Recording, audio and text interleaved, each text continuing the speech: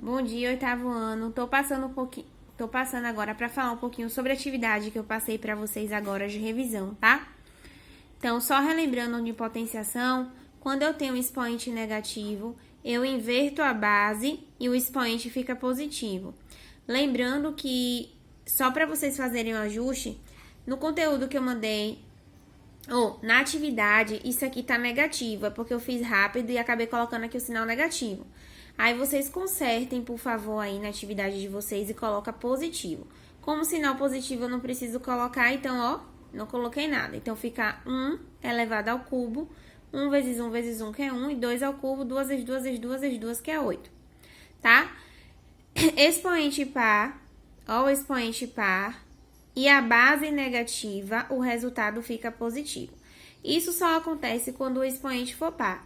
Se caso a base for negativa e o expoente for ímpar, por exemplo, aqui 3, 5, 7, continua negativo. Só que, gente, eu vou fazer um lembrete aqui, eu não sei se eu falei em aula isso com vocês, e essa regra só se aplica se a base estiver entre parênteses. Se caso a base não estiver entre parênteses, essa regra não se aplica. Se eu tiver exemplo aqui, ó, menos 3 elevado ao quadrado, vai ficar menos 9, tá? Agora, se a base estiver entre parênteses, que fica positivo, tá ok? Então, se não estiver entre parênteses, se vocês quiserem acrescentar essa observação aí, vocês podem acrescentar. Se não estiver entre parênteses, continua negativo, a regra não se aplica. Qualquer número elevado a zero, o resultado é 1. Qualquer número elevado a 1 é ele mesmo. 0 elevado a qualquer número é 0. Porque 0 vezes 0 vezes 0 é 0. Aqui, 8 apenas uma vez, porque o expoente diz quantas vezes a base vai ser multiplicada. Agora, o que eu preciso entender mesmo é isso aqui, ó. Qualquer número elevado a 0, o resultado é 1, tá? Ordem para resolver expressão numérica. Novamente, primeiro parênteses, depois colchetes, depois chaves. Ó, mas se, por exemplo, aqui...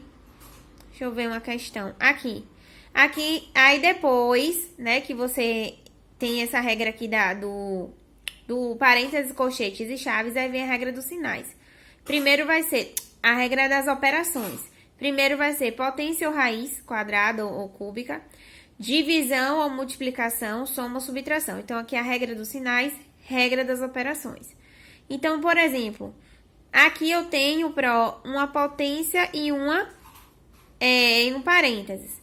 Gente, primeiro aqui, ó, primeira regra, segunda e terceira regra. Sempre primeiro eu resolvo quem tá primeiro no parênteses, colchetes e chaves.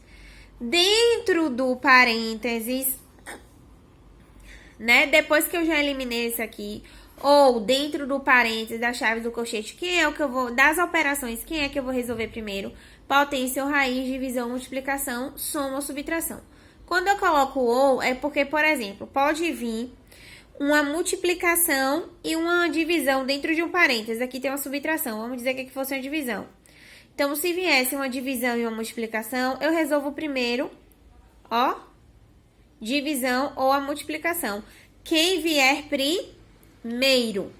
Acrescenta aí, ó. Quando eu falo ou, potência ou raiz, divisão ou multiplicação, soma ou subtração de quem vier primeiro.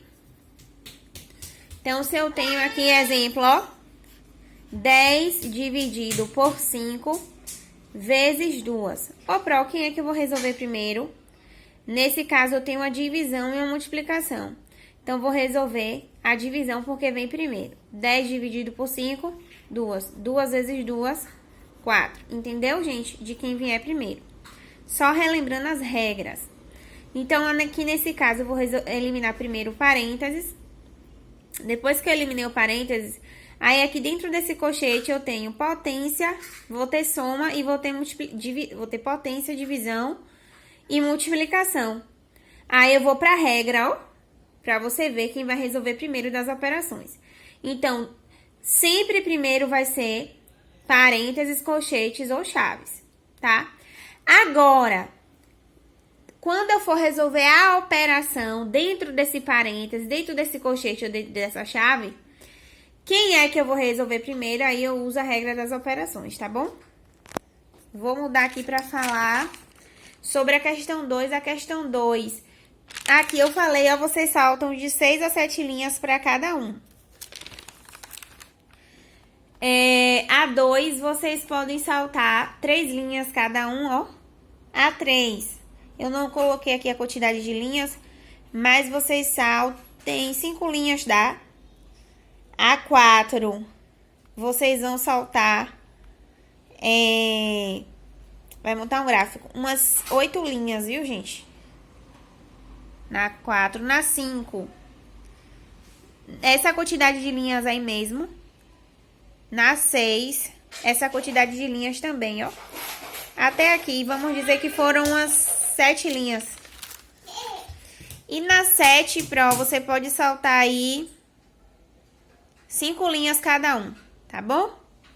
Quem tiver alguma dúvida, me chama no privado.